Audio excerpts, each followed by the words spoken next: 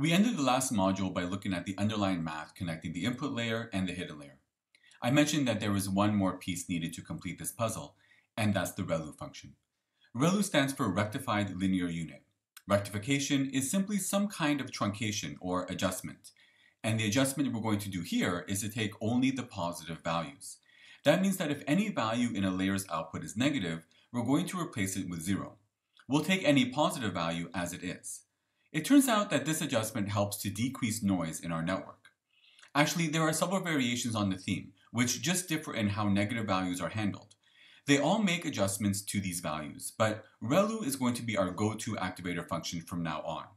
So to finish up with our matrix algebra, we're going to take the output we have so far and apply the ReLU activator function, and that is going to be the value produced by each neuron in our single hidden layer. We can simplify the notation like this, or sometimes we'll just write it like in an R function as such. We think about all these functions as mathematical formulas, but I want to make the point here that a nicer and easier way to think about complex matrix algebra is as geometric transformations.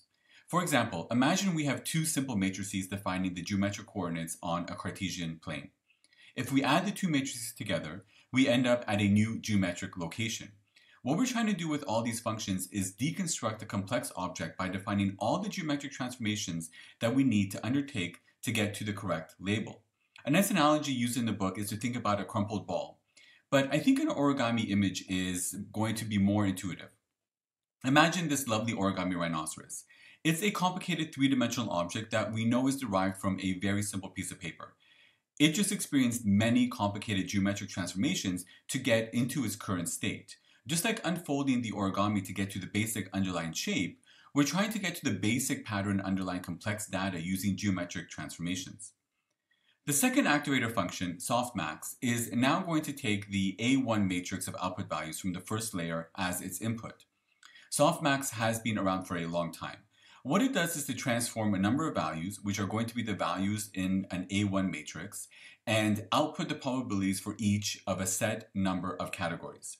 We can define how many categories we need, but in this case we know that we only need 10. Let's just be clear on how we got these 10 values. It's exactly what happened in the hidden layer.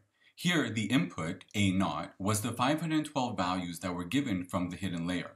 We have another weights matrix and a bias matrix, and because we only have 10 neurons, we're going to end up with 10 values. As an example, this is the actual input A0 of the first image in our training set. It's the number 5. I got the values from defining a model and using the actual weight and bias matrices of the model to manually calculate the output from the hidden layer using the input of the first image. After we apply Softmax, all the values get adjusted to a probability between 0 and 1 on how likely that class is to be the proper identification. The class with the highest probability is what our network produces as its answer to what it thinks the image is. Here, the image is properly classified as 5. So we don't actually get a single value as the output. We get 10 values that are probabilities and add up to 1. These are actual values from a neural network that I trained. Your values may be slightly different, but the result will be the same. You'll find the script to reproduce these images in the course repository.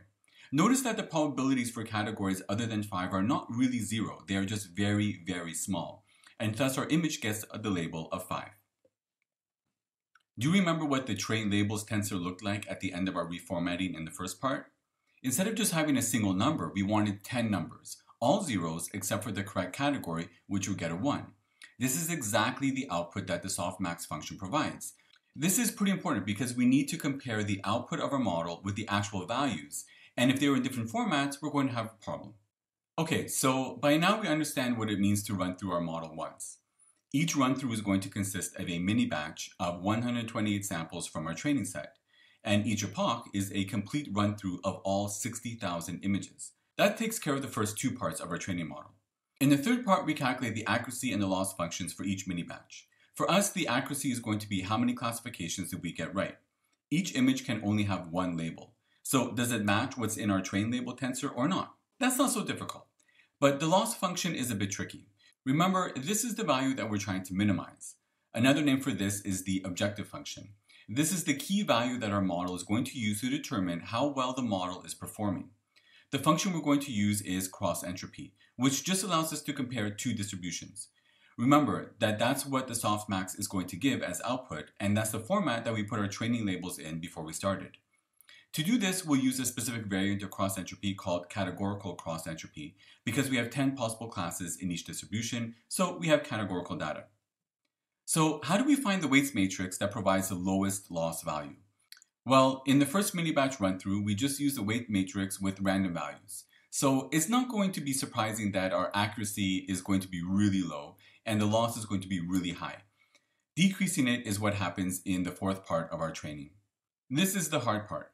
Here, we get to go back through all of our over 400,000 network parameters, that is, all the weights and biases, and based on our output from the first mini batch of 128 samples, rerun all new values. This is where the exciting and difficult part comes in, gradient-based optimization. This is a pretty important concept, and if you're not mathematically inclined, it may be a bit difficult to wrap your head around it. The key thing here is to realize that we can calculate a derivative of all the operations used in the network.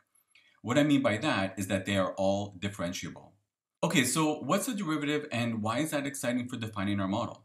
The answer has to do with two of the most important ingredients in deep learning, gradient descent and backpropagation. We'll take a look at these in the next module.